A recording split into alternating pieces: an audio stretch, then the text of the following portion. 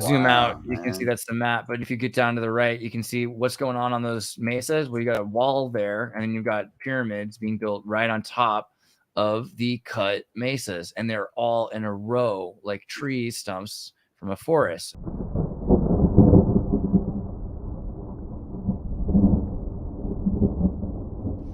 Yeah, I mean, the whole world was tropical. The time frames are kind of interesting. I think there's been 3 or 4 polarity flips, and each one was a little different. I think not too long ago, the world was populated with giant trees. You know, everyone here is familiar with that concept.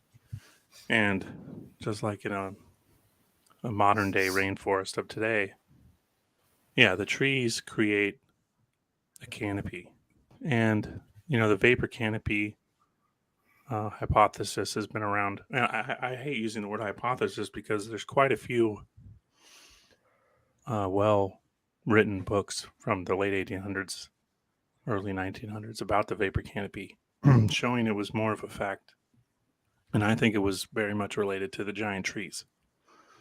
Yeah. And just like animals and people of today, the trees create that vapor canopy. So I think the vapor canopy was related to the giant trees, similar to the idea that pyramids were built to house people to survive not just a flood, but perhaps a polarity shift. That trees used to be how we survived them.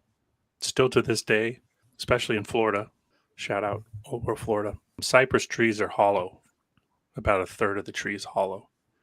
And when they have a hurricane and big flooding, all the animals go inside the tree to survive the hurricanes and the floods. Wow. Yeah. And I think just like in the rainforest in the Amazon today, 80% of all life in the Amazon lives in, on, or around the trees.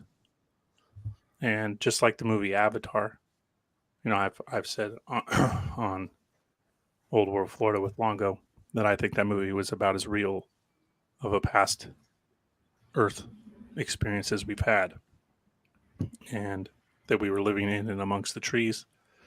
And, we were giants, 20, 30, 40 feet tall, but these trees were, 4, 5, 6, 10 miles tall, some maybe larger. And when these cyclical weather events would happen, we would just go inside the tree and it would protect us, just like the animals do today.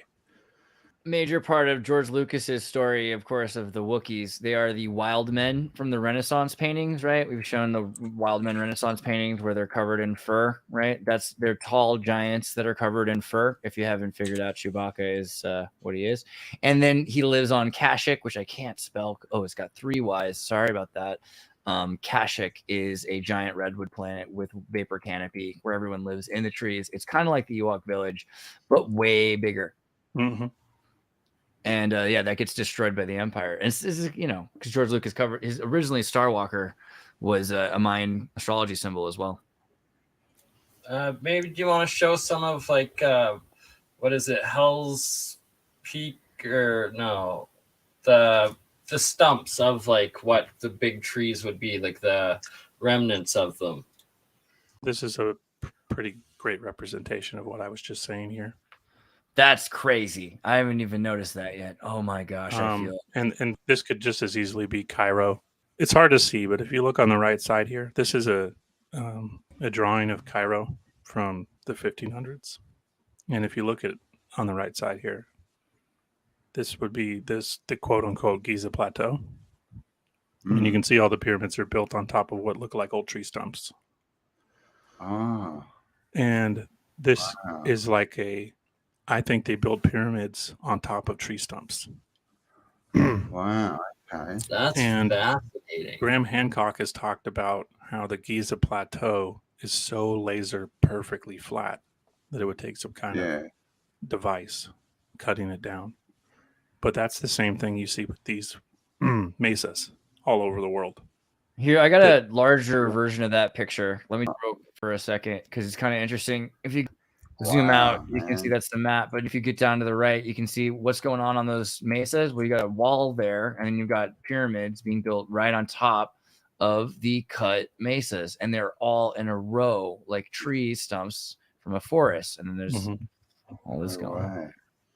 Yeah, and the statue head too, I think, is reminiscent of, someone in the stump. If you go down, you'll see the statue head on top of the tree stump at the bottom, right? Oh yeah, wow. Okay, So hold it's on. kind of symbolizing to me that the rest of his body is in the tree, kind of like the people are below in the Oh, tree. okay. Yeah. Yeah, Um, look at They that. would That have just totally used- they looks would have like just- on the giant tree stumps. mhm. Yeah.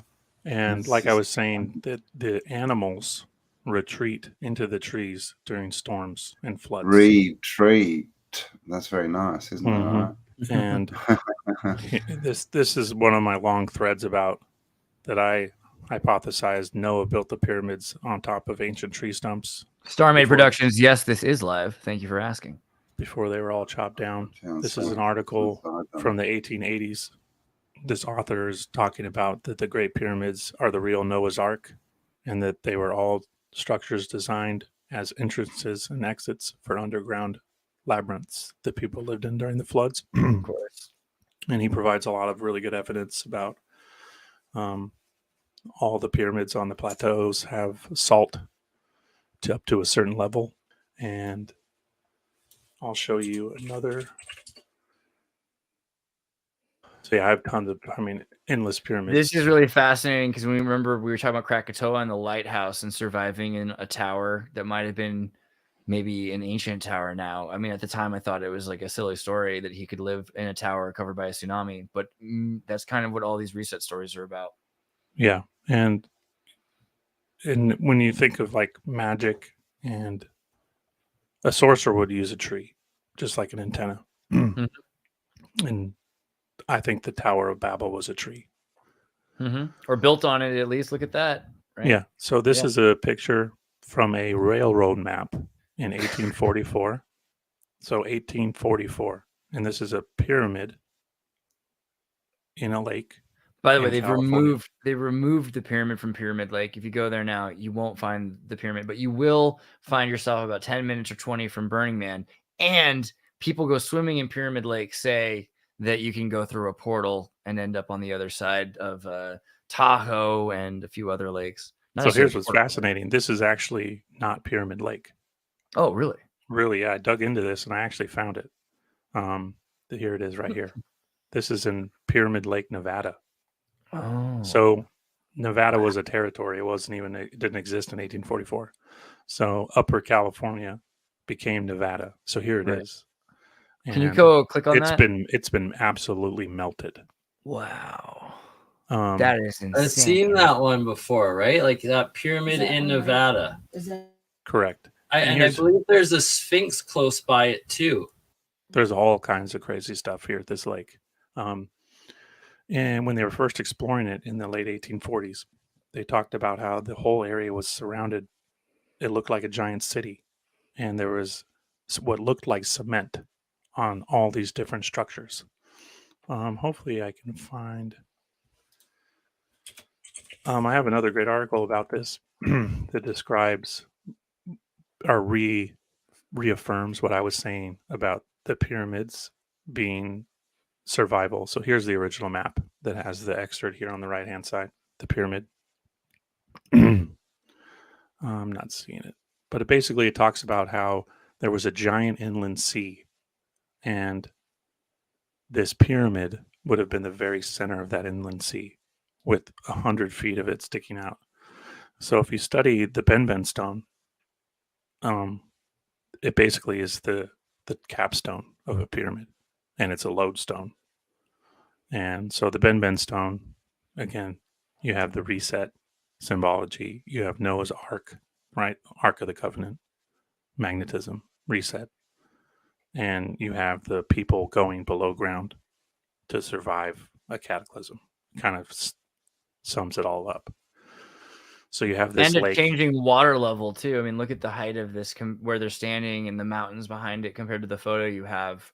and you can Oh, see the yeah. water level It's change too. exactly. Not only that, you can see how well this was still very much. You could see the stones, the Right. individual bricks, and there was another event since that picture was taken. Like a Napoleonic shooting at the Sphinx Mormon invasion, or Mhm. was that okay? Something along those lines. I think it would be comet related.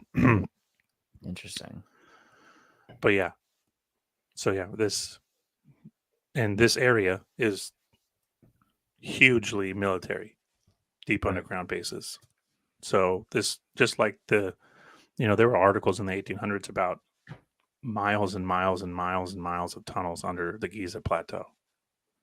So if we're thinking, like I was saying and suggesting, when trees petrify, the channels, the veins, which is where we get modern mining, because mining today is biogeology, as Stellium has done a fantastic job of showing, and I'm a huge supporter of that, just like in the movie Avatar. And that dude Chardin, who discovered the the Homo giganticus, was into, right? Right. And when human and living tissue petrifies, it turns into gold, silver, crystal. And so, and as I've postulated on Old World Florida's channel and shown fairly reasonable evidence, at the bottom of these giant trees were graves. And so it was customary to plant a tree on top of a grave. China has, in Japan, the pagoda. Pagodas are built on top of graves. I think they're symbolical, kind of representing the afterlife, the spirit becoming, a new living representation, as above, so below type of thing. But like in the movie Avatar, when the humans come mining, where is the mineral that they need to power their ships and their weapons? It's at the base of the tree. So giants, titans, when they die or be petrified, they become minerals, all kinds of different minerals. So they're mining titans. And petrified trees, petrified sap. When sap petrifies, it becomes many different minerals as well. So the modern mining industry of today is biogeological mining. It's not riverbed, all these different layers decomposing, becoming coal, and all these things. That's not how it works. It's biogeology, and the language they use in mining reaffirms that. But yeah, get me back on topic. Right. Well, it's a good point, though, of the mining and all the underground tunnels literally all over the world. Like all the different indigenous cultures have these verbal stories passed down and legends. Like, for instance, in the Grand Canyon, the Hopi of the underground cities to survive the catastrophe of the ant people, which is right close to Nevada there and that lake and all the military bases. And then Michael Tellinger's work from South Africa and all of the old mining shafts and tunnels and whatnot throughout that area. And like you said, in Egypt, there's rumors and legends and stories that keep popping up of the underground city tunnels throughout there. And it just seems to be everywhere. It's like we're in this Futurama world of past cultures below us, just levels upon levels upon levels.